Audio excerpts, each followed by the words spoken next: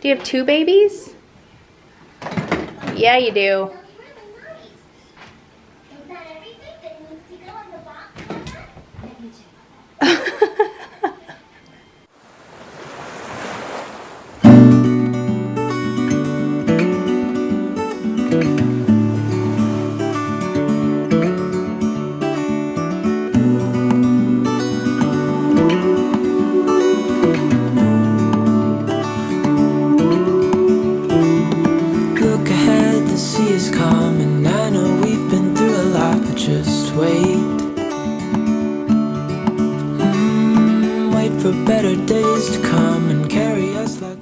Good morning, happy Tuesday.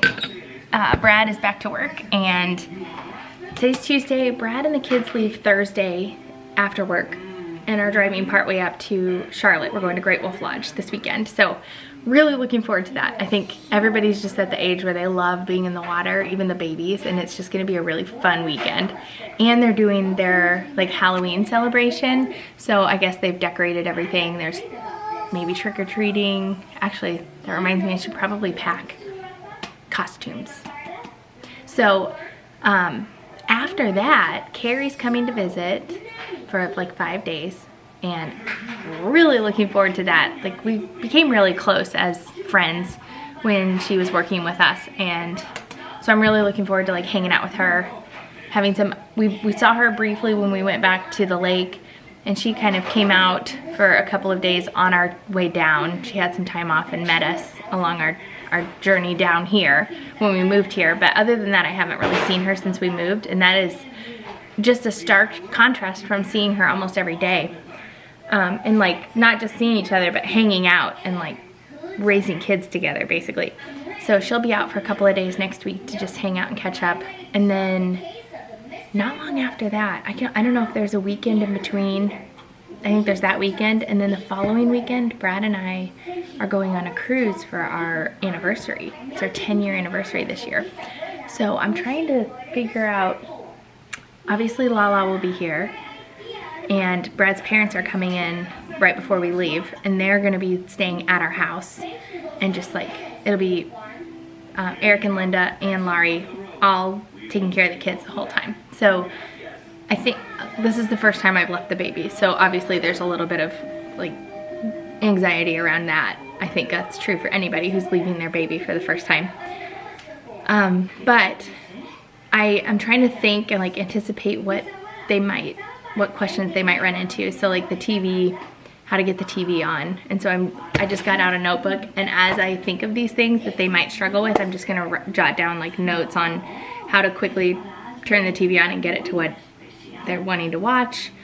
Because like Eric and Linda watch certain shows and football and all that, so I want them to be able to like watch their shows too while they're here. And then like the chargers for the tablets, where those are. And then besides electronics in general, like where shoes are, where jackets are, just trying to like anticipate where, like what they might need. So I got my notebook out and I'm gonna start going through that.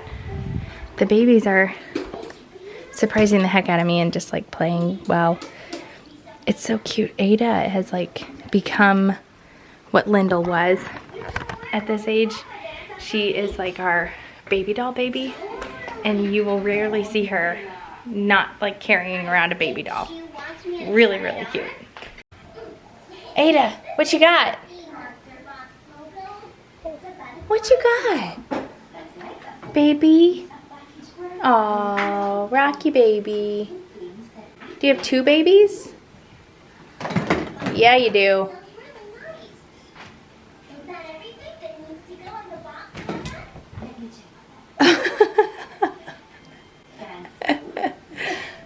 Oh my. Baby. You got him? All right. There we go.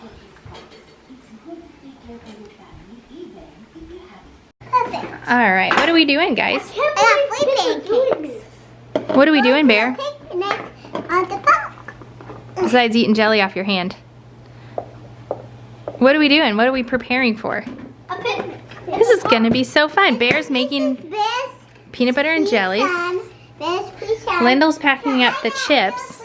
What chips do we have in here so far? We have 2 bags of goldfish, one bowl of pretzels. Very nice. And then some veggie straws. We just put in the whole thing, I see.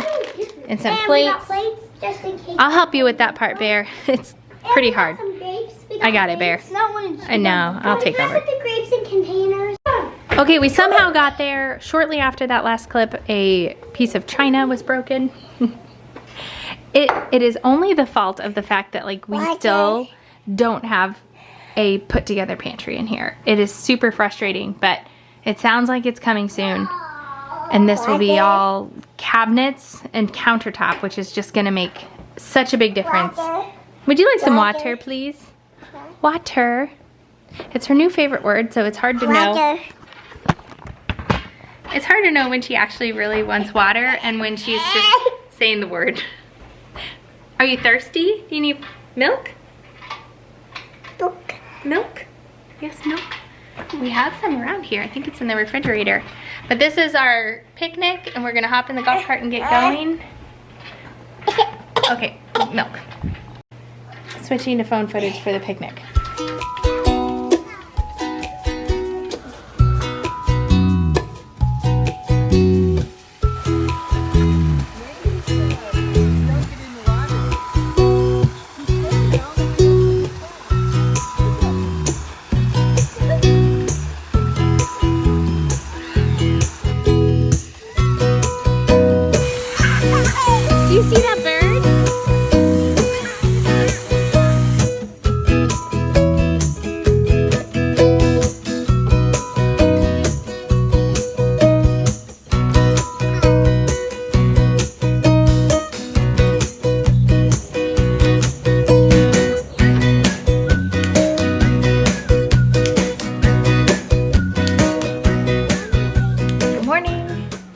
Wednesday, I believe. Yeah, Wednesday. So it's library day. I don't know if we're gonna do library today. I guess it kind of depends on homeschool and if we get through our homeschool stuff before library time. I'm looking up. Mark and Trish from Keep Your Daydream have a like cookbook, I think. I'm pretty sure I remember her like doing a photo shoot for the photographs in her cookbook of her like original and most used recipes. And so I'm looking to see if I can find it. I think we're in like a transitional period in our food where things have been really muddled, and I think it's just from like being busy and moving and stuff, where like we obviously have breakfast and we have lunch, but then we are like, if the kids are not eating well at those meals, we're having pretty much unlimited snacks between, and I think it's causing them to not eat well for the meals, especially the babies. Like, I think what we need is to simplify and have kind of a meal plan and really focus on having like breakfast, lunch, and dinner, and then maybe a snack time that we offer in between, and then not offer foods other than those times, because it's just, like I said, I'll make a batch of pancakes for breakfast, and then like my oat banana pancakes, and then they'll just kind of snack on them all day and never eat like a real meal. And I don't know, we just need to simplify. And for the babies too, it's like leading to us not knowing, like if they're cranky, we don't know if they're tired or if they're hungry. Whereas if we have actual set meal times, I think they're gonna be more likely to eat if they're hungry. I feel like I'm talking in circles. I think our new normal is Allie Sue waking up at like 6 a.m., which is different than like, well, Bear, I guess, was an early riser, but for the last couple of years, we've had a pretty solid 7:30 or 8 wake up time, and it makes such a huge difference in the morning when one's up at like 6. For me, I feel behind pretty much right off the bat. So this is another way, if we're more intentional about our meals and our planning, it's another way I can like be ahead kind of, where I can batch prep breakfasts and then just have easy things to pull out that are not just like processed Eggo waffles and waffle. I've been thinking about this a lot for the last probably week, and so I have a lot of thoughts on it at the moment, but girls, hey, there's multiple, you have You have a couple of bowls there. Yeah, I know. You can both put your heads. Watch. Blurry. Hang on a sec. This is a couple. This is like 3 bowls. So you can have one. And you can have one. And I can have one. Earth to babies. Come in, babies. Hello? Do you read me? This is NASA? NASA. You want to put one on, Iris? Yeah? So, I think with Iris, with traveling a lot and with moving, we have leaned on convenience foods pretty heavily.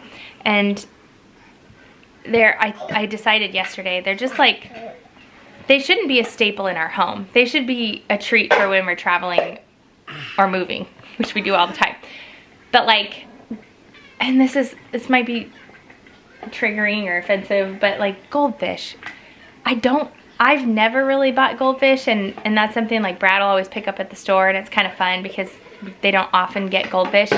But now it's like they're asking for goldfish when they're hungry in the afternoon, and then they're eating a bowl of goldfish, and then they're hungry an hour later, but don't want anything else. It's really interesting. It's like made them crave this processed type food, and instead of it being like a special treat, it's our staple. And I kind of want to back off of that and go back to whole foods and things that are nutrient dense and like will actually serve a purpose and not just spike their blood sugar and then make them hungry an hour later.